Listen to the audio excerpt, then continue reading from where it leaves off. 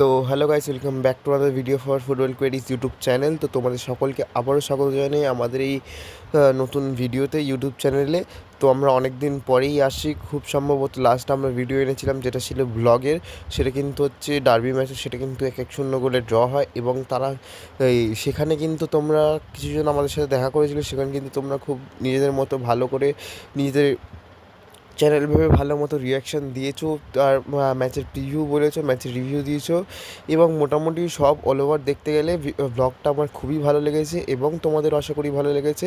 তার ফলেই এত এত ভিউজ এসছে এবং লাইক এসছে। তো আমরা ছোটো থেকে প্রথমে শুরু করেছি, তো খুব সম্ভবত রেজাল্টও প্রথমে অল্প অল্পই আসবে, এর থেকে বড়তে যাবে এটা আমি আশা করে রাখছি। এবং তোমাদের সাপোর্ট থাকলে আমরা এটাও আশা করছি যে আমাদের চ্যানেলটা একদিন খুব উঁচু স্থানে যেতে পারে। তো চলো আর ভিডিওটা দেরি না করে শুরু করা যাক এবার। তো আমরা প্রথমে যেটা কথা বলবো সেটা কিন্তু হচ্ছে অফকোর্স মোহনবাগানকে নিয়ে। তো মোহনবাগানে যেটা আমরা জানিয়েছিলাম তোমাদেরকে, 4টে বিদেশি কিন্তু মোহনবাগান ছেড়ে দিতে চলেছে, সেটা কিন্তু শিওর না হলেও আমাদের তরফ থেকে কিন্তু এটা একটা পাক্কা খবর পাওয়া যাচ্ছে যে না, কে সেটা কিন্তু হচ্ছে দিমিত্রি পেত্তাতস, সেকেন্ড হচ্ছে টম অ্যালড্রেট, থার্ড হচ্ছে জেমি ম্যাকলারেন এবং লাস্ট যে প্লেয়ারটাকে এই মোহনবাগান ছেড়ে দিতে চলেছে সে হচ্ছে বিদেশি, সেটা হচ্ছে রবসান রবিনো। তো আমরা রীতিমতো দেখে এসেছি তাদের পারফরমেন্সটা কিন্তু আগের তুলনায় অনেকটাই কমে এসেছে। রবসান রবিনোকে আমরা আইএসএলের মঞ্চে হয়তো দেখিনি, কিন্তু যারা বসুন্ধরার টিমের খেলাটা দেখেছো রবসান রবিনোকে খেলতে, বা স্যান্তোসে যখন নেইমারের সাথে যখন খেলেছিল সেই টাইমটা খুব সম্ভবত, হ্যাঁ স্যান্তোসেতে তিনি ছিলেন মনে হয়, বা ব্রাজিলের যে কোনো একটা নিজের যে হোম লিগ ছিল সেই লিগে যখন খেলেছিল তার সাথে কিন্তু নেইমারের কিন্তু ছবি রয়েছে খুব সম্ভবত। আমার যা লাগে সেটা কিন্তু স্যান্তোস এফসিতেই কিন্তু সে গেছিলো রবসান রবিনো। কিন্তু তার যে তখনকার যে ফর্মটা ছিল স্যান্তোসের, তাও মোটামুটি ভালো খেলতো। একটা তার একটা ফোকাস ছিল কমপ্লিটলি যে গোল করব, গোল করাবো এবং পুরো 90টা মিনিট দাপিয়ে বেড়াবো মাঠের মধ্যে। তো সেটা কিন্তু অভাব আমরা দেখতে পাচ্ছি রিসেন্ট টাইমে মোহনবাগানের হয়ে। তো বাদবাকি প্লেয়ার যাদেরকে আমরা দেখেছি আইএসএলে এই মোহনবাগান টিমের হয়ে, যেরকম দিমিত্রি পেত্তাতস, সে কিন্তু প্রথম সিজন থেকে যখন এসছে মোহনবাগানেই রয়ে গেছে এবং তার এখন চলে যাওয়ার টাইম হয়ে গেছে হয়তো, তাই সবাই এখন তাকে thank you post thank you লিখছে, থ্যাংক ইউ বলছে ফর এভরিথিং।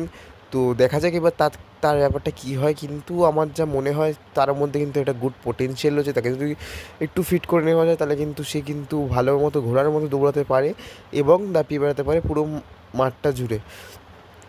আর আমরা যদি কথা বলি টম অ্যালড্রেটকে নিয়ে, তার কিন্তু বয়সটাই মেন কারণ।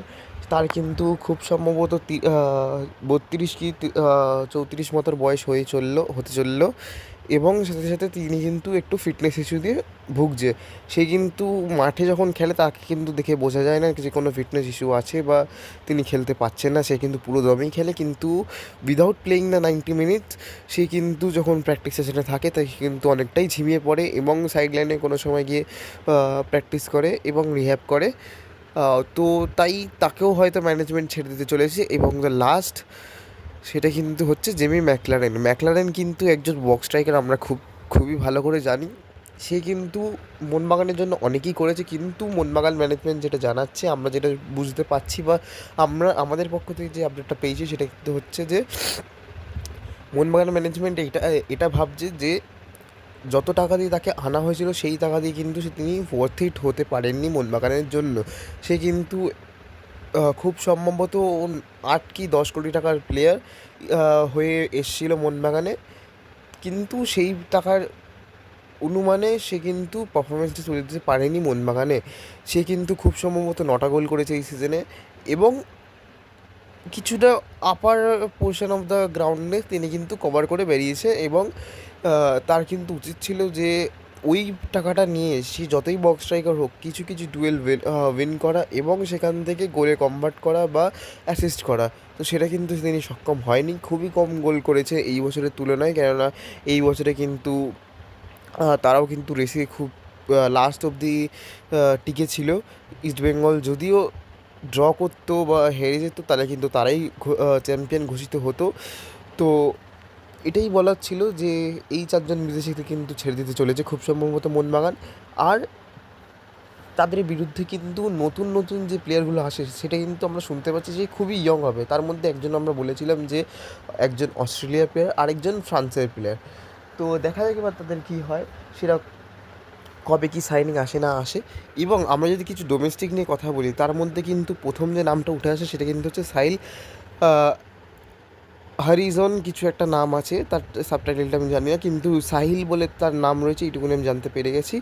তো সে কিন্তু ডায়মন্ড হারবার এফসিতে স্ট্রাইকার পজিশনে খেলে। সে কিন্তু আসতে চলেছে মোহনবাগানে একটাই রিজনে, সিএফএলটাকে ভালো মতো পরিচালিত করার জন্য, যেখানে কিন্তু আমরা দেখেছি যে সুহেল ভাটের মতো প্লেয়ার রয়েছে, তা সত্ত্বেও কিন্তু রাইট উইং লেফট উইংয়ে কিছু খামতি রয়ে গেছে। সেই জায়গাগুলোকে পূরণ করার জন্য কিন্তু মোহনবাগান ম্যানেজমেন্ট ঝাঁপাতে চলেছে কিছু কিছু ভালো দুর্দান্ত সাইনিং করানোর পথে।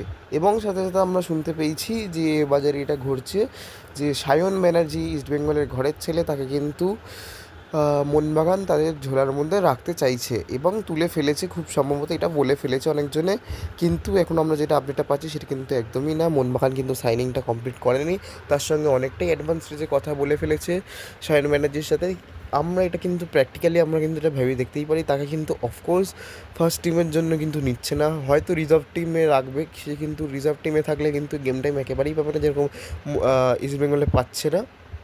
কিন্তু সিএফএলে হয়তো মোস্ট প্রবাবলি তাকে সিএফএল এর জন্যই আনা হচ্ছে, যাতে সিএফএলের রাইট উইং বা লেফট উইং পজিশনটাকে একটু শক্ত করতে পারে মোহনবাগানের। কেননা ফার্স্ট টিমে জায়গাটা পাবে না, কারণ একটাই কারণ যে লিস্টার রয়েছে, মানমেরি রয়েছে, তারপরেও যে বিদেশিগুলো আসবে এই রবসান, ডিমিত্রি পেত্রাস বা ম্যাকলারেনের জায়গায়, তারাও কিন্তু লেফট উইং রাইট উইংয়ে বা স্ট্রাইকার পজিশনেই খেলবে। তো সেই জায়গাটা কিন্তু অপশানটাকে অনেক বেশি এবং গেম টাইমটা কিন্তু কমই পেতে চলেছে ফার্স্ট ইলেভেনে এই সিনিয়র টিমে সায়ন ব্যানার্জি। তো এটা একটু ভাবার বিষয় যে মোহনবাগান ম্যানেজমেন্ট তাকে নেবে কি নেবে না। এটা কিন্তু ডিলটা একদম কনফার্ম হলে বা সিকিওর হলে যে তাকে নিচ্ছে, সেরকম পর্যায়ে চলে আসলে তোমাদেরকে অবশ্যই জানাবো। এরপরে আমরা যেটা নিয়ে কথা বলবো সেটা কিন্তু হচ্ছে ইস্টবেঙ্গলকে নিয়ে। আচ্ছা, তার আগে একটা কথা বলবো যে মোহনবাগান কিন্তু ইতিমধ্যে দুটো সাইনিংয়ের দিকে ঝাঁপিয়েছে, সেটা হচ্ছে সাহিলের দিকে একজন ডায়মন্ড হারবার এফসির প্লেয়ার এবং ওপর দিকে হচ্ছে সায়ন ব্যানার্জি। এছাড়াও কিন্তু তারা আরও ভালো ভালো প্লেয়ার আনতে চলেছে with respect to senior team and junior team and reserve team. তো এটাই দেখার বিষয় যে কোন কোন প্লেয়ার আসে মোহনবাগানে। এবার যে আমরা টপিকটা নিয়ে কথা বলবো সেটা কিন্তু হচ্ছে অফকোর্স ইস্টবেঙ্গল। ইস্টবেঙ্গল কিন্তু রীতিমতো 6 বছর না 4 বছর হয়ে গেছে আইএসএলের মঞ্চে এসছে, এবং এসে কিন্তু তারা খুব সম্ভবত তারা কিন্তু সিজন টেবিলে ছিল 9 নম্বরে কিংবা 11 নম্বরে, এর বাইরে কিন্তু তারা উঠতে পারেনি। কিন্তু হুট করে 4 বছরের মাথায় তারা কিন্তু আইএসএল টেবিল টপার হয় এবং লিগ চ্যাম্পিয়ন হয়, এবং আইএসএল ট্রফিটা কিন্তু তারা ঘরের মধ্যে নিয়ে আসতে সক্ষম হয়। এবং এর ফলে কিন্তু এই সিজনে তাদের কিন্তু এএফসি চ্যালেঞ্জ লিগ যে 2 টায়ারটা রয়েছে সেইখানে কিন্তু তাদের সুযোগ হয়ে গেছে খেলার জন্য। এবার প্রথমে যদি আমরা ইস্টবেঙ্গল আপডেটগুলো নিয়ে কথা বলি, প্লেয়ার আপডেট, তো সেখানে কিন্তু আমরা বলতে হয় যে আসার থেকে বড় কথা প্রথমে যে আমরা আপডেটটা পেয়েছি সেটা কিন্তু সায়ন ব্যানার্জির চলে যাওয়ার। তো সেটাই তো আমরা মোহনবাগানের পয়েন্ট অফ ভিউতে বলে দিয়েছিলাম যে সায়নের ব্যাপারটা কী হয়েছে। এবং যে সেকেন্ড আপডেটটা হচ্ছে, তারা ইস্টবেঙ্গল ম্যানেজমেন্টেরও কিন্তু ভাবা উচিত এখন নতুন নতুন সাইনিং করার in the senior team as well as in the reserve team. কেননা সায়ন যদি চলে যায়, সায়নের সাথে সাথে কিন্তু অন্যজনও যেরকম জেসি ডিংয়ের মতো প্লেয়ার কিন্তু বেরিয়ে যেতে পারে, খুব সম্ভবত অন্য টিমে হলেও কিন্তু বেরিয়ে যেতে পারে। এটা কিন্তু খুব সম্ভবত চান্সটা কিন্তু হাই অনেকটা বেশি। তো এইগুলোকেই কিন্তু সিকিওর করে রাখা উচিত ইস্টবেঙ্গল ম্যানেজমেন্টের। এবং সাথে সাথে কিন্তু মোহনবাগান ম্যানেজমেন্টও কিন্তু এনকোয়ারি করেছে কেভিন সিবলে এবং মিগুয়েলের ব্যাপারে। কিন্তু তাদের সাথে যে কথাবার্তা হয়ে গেছে, অ্যাডভান্স টকিং চলছে, এগুলো যে রটছে গ্রাউন্ডের মধ্যে বা অফ দ্য গ্রাউন্ডের মধ্যে, সেগুলো কিন্তু সম্পূর্ণরূপে মিথ্যে। তাদের সঙ্গে কিন্তু কোনো কথাবার্তা হয়নি, জাস্ট ইনকোয়ারি জানিয়েছে যে তারা আসলে কেমন হতো বা কীভাবে আনা যাবে তাদেরকে, এই সমস্ত বিষয়। এবং ইস্টবেঙ্গল কিন্তু এটা দেখা উচিত যে Kevin সিবলে, Miguel, লালচুং নোঙ্গা, Rashid, Saul, প্রফসকর Gill, এদের কিন্তু যে ডিলটা রয়েছে তার সেইগুলো কিন্তু মে মাসের 31 তারিখে এই বছরেই কিন্তু এন্ড হয়ে যেতে চলেছে। তো তাদের কিন্তু উচিত যে এদেরকে কিন্তু তাদের সাইনটা কিন্তু সিকিউর করে রাখা উচিত আগের থেকে। অন্ততপক্ষে সবাইকে 1+1 ইয়ার ডিলে রাখুক, তাদের পারফরমেন্স ভালো হলে 1 ইয়ারটা ক্লেম হবে এবং তারপরেও তারা কন্টিনিউ করবে, কেননা তাদের বয়সটা কিন্তু অনেকটাই কম। এরকম না যে তারা বুড়ো হয়ে গেছে খেলতে পারছে না, তারা কিন্তু এখন তাদের প্রাইম ফর্মে রয়েছে আমরা যদি দেখি। এবং প্রভসুকার সিং গিলের যে ব্যাপারটা সেটা কিন্তু আমরা দেখেছি কোনো কোনো সময় তারা ভুল ভাবতে হয়ে থাকে, কিন্তু এটা কিন্তু আমাদেরকে অফকোর্স মানতে হবে, সেই যদি এই আইএসএল টিমে আমাদের ইস্টবেঙ্গলে না থাকতো তাহলে কিন্তু হয়তো আমরা এই আইএসএলের ট্রফিটা ঘরে আনতে পারতাম না। কেননা তার যে রীতিমতো যে ব্রিলিয়ান্ট ব্রিলিয়ান্ট কিছু সমস্ত সেভ রয়েছে, তার ফলেই কিন্তু আমরা এত গোল ডিফারেন্সটা রাখতে পেরেছি এবং আইএসএলের টপে রয়েছি, তারও কিন্তু অবদানটা অনেক। এবং এর সাথে সাথে আমরা যেটা নিয়ে কথা বলবো সেটা কিন্তু হচ্ছে এই যে ইস্টবেঙ্গল কোয়ালিফাই করলো এফসি চ্যালেঞ্জ লিগ 2-তে, সেটা নিয়ে। তো সেটা কিন্তু হচ্ছে ইস্টবেঙ্গলের সাথে কিন্তু খেলা পড়েছে 12 আগস্ট মোস্ট প্রবাবলি। সেটা কিন্তু হচ্ছে কুয়েত যে চ্যাম্পিয়ন থাকবে, মানে কুয়েত দেশের যে লিগের যে কুয়েত চ্যাম্পিয়ন, কুয়েত প্রিমিয়ার লিগের যে চ্যাম্পিয়ন থাকবে সেই দলটা কিন্তু খেলবে ইস্টবেঙ্গলের সঙ্গে। সম্ভবত সেই দলটা কিন্তু হচ্ছে কুয়েত এসসি, কারণ আমরা দেখতে পাচ্ছি তাদের লিগের দিকে তাকালে সেটা কিন্তু সেই দিকে তারা কিন্তু 16 ম্যাচে 40টা পয়েন্ট নিয়ে তারা টেবিল টপার হয়ে রয়েছে এবং তাদের তলায় যে টিমটা রয়েছে সে কিন্তু 16 ম্যাচে 33 পয়েন্ট সামথিং নিয়ে রয়েছে টেবিলের মধ্যে, বা তার থেকে কিছু কিছু গুণে কম হবে 33-এর থেকে। তো যতই হোক আর দুটো করে ম্যাচ হয়তো পড়ে রয়েছে তাদের হাতে, সেই অনুযায়ী কিন্তু কুয়েত এসসি কিন্তু কোয়ালিফাই করে গেছে most probably as a champion in the Kuwait premier league. তো তারাই কিন্তু সম্ভবত খেলতে চলেছে ইস্টবেঙ্গলের বিরুদ্ধে। এবং সাথে সাথে আরেকটা যেটা আমরা আপডেট পাচ্ছি সেটা কিন্তু হচ্ছে এইবারে কিন্তু 2খানা স্লট দেওয়া হয়েছে ইন্ডিয়ান সুপার লিগ থেকে, যেখানে কিন্তু এফসি চ্যালেঞ্জ লিগ খেলবে, সেখানে কিন্তু দুটো টিমকে অ্যালাউ করা হয়েছে খেলার জন্য। সেটা কিন্তু প্রথম কথা আমরা দেখতে পেরে গেছি যে ইস্টবেঙ্গল খেলবে এই কুয়েতের সাথে, এবং যে সেকেন্ড টিমটা সেটা কিন্তু হচ্ছে এফসি গোয়া। এই ব্যাপারটা কী হলো আমি কিন্তু ঠিক জানি না, ভালো মতো জেনে তোমাদেরকে অবশ্যই শেয়ার করবো পরের ভিডিওতে। কিন্তু আমি যেটুকুনি জানি সেটুকুনি হলো যে এই এফসি গোয়া কিন্তু খেলতে চলেছে আরকাতাকের বিরুদ্ধে, যেটা কিন্তু আমরা দেখেছিলাম ইস্টবেঙ্গলের বিরুদ্ধে লাস্ট 1 সিজন আগে, যেটা ইস্টবেঙ্গল কিন্তু হেরে গেছিলো। হেরে গিয়ে কিন্তু তারা কিন্তু বাদ হয়ে গেছিলো চ্যালেঞ্জ লিগ থেকে।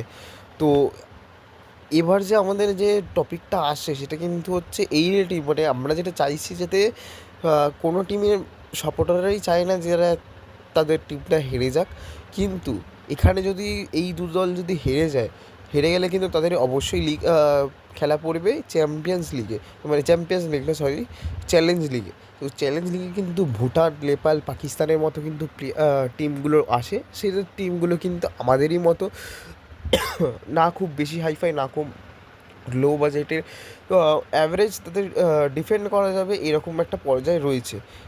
আর সেই দিক দিয়ে ইস্টবেঙ্গলের টিমটাকে যদি কম্পেয়ার করা হয়, ইস্টবেঙ্গলের টিমটা কিন্তু অনেকটাই বেটার পজিশনে রয়েছে। আমরা দেখতে পাচ্ছি তাদের যে স্কোয়াডটা, তাদের যে মেন্টালিটি, তাদের কিন্তু চ্যাম্পিয়ন হওয়ার দিকে অবশ্যই এগিয়ে থাকবে যদি এই চ্যালেঞ্জ লিগটায় ঢুকে যায় তারা খুব সম্ভবত। তো দেখা যাক কী হয়। যদি এই ম্যাচটা জিতে যায় ওই হোম অ্যাওয়ে ফরম্যাটটা, তাহলে কিন্তু পরের স্টেজে যাবে, তারপরের স্টেজ এবং গিয়ে কিন্তু রাউন্ড অফ 16, তারপরে সেমিফাইনাল, তারপরে ফাইনাল হলে কিন্তু এলিটে ঢুকে যাবে এই আমাদের ইস্টবেঙ্গল বা এফসি গোয়া। কিন্তু আমরা সকলেই জানি এলিট কিন্তু খুবই কঠিন লিগ, সেখানে যাওয়াটাও কিন্তু খুবই অত্যন্ত কঠিন। আর এটা কিন্তু ইস্টবেঙ্গল বা এফসি গোয়া যেই দলই হোক কেননা, সেই যদি প্রিমিয়ার স্টেজটা যদি হেরিয়ে যায়, মানে এই যে আরকাতাকের সঙ্গে যে এফসি গোয়ার খেলা বা ইস্টবেঙ্গলের সঙ্গে কুয়েতের যে খেলাটা, সেটা যদি তারা হেরে যায় তাহলে কিন্তু তবেই কিন্তু তারা চান্সটা পাবে এই চ্যালেঞ্জ লিগটা খেলার। নইলে কিন্তু তারা চান্স পাবে না। এবং যদি পরের স্টেজে উঠে গিয়ে যদি তারা হারে, তারা কিন্তু সম্পূর্ণরূপে বাদ হয়ে যেতে চলেছে।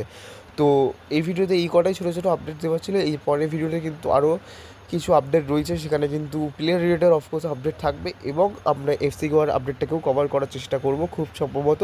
সেই ভিডিওটা কালকেই আসতে চলেছে। তো যদি তোমরা চ্যানেলে নতুন হয়ে থাকো তাহলে অবশ্যই চ্যানেলটাকে সাবস্ক্রাইব করো এবং পাশে পড়ে থাকা বেল আইকনটিও প্রেস করে রেখো, তাহলে যাতে আমরা যখনই ভিডিও পোস্ট করি তোমরা সকলের আগে যেন ওই নোটিফিকেশানটা পাও এবং তোমরা সকলের আগে যেন জানতে পারো আপডেটসগুলো। এবং যদি তোমাদের ভিডিওটা ভালো লেগে থাকে তাহলে অবশ্যই চ্যানেলটাকে লাইক করো।